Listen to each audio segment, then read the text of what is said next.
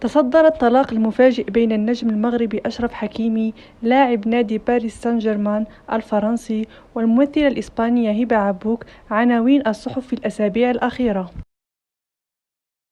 عبوك وحكيمي دخل في صراع قانوني حاد بعد المزاعم التي خرجت مؤخرا باعتداء المغرب على إحدى الفتيات جنسيا، لتقرر الممثلة الإسبانية الانفصال عنه بعد علاقة طويلة.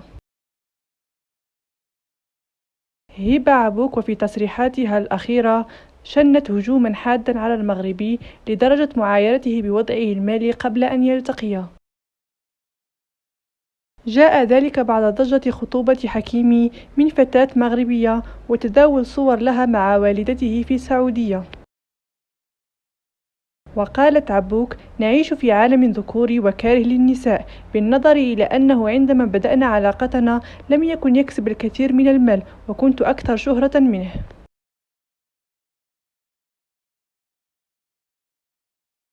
الفترة الماضية شهدت حالة من الشد والجذب بين الثنائي، خاصة بعد التقارير التي ادعت أن أملاك حكيمي بالكامل باسم والدته، ومطالبات عبوك بالحصول على 10 ملايين يورو لإنهاء إجراءات الطلاق.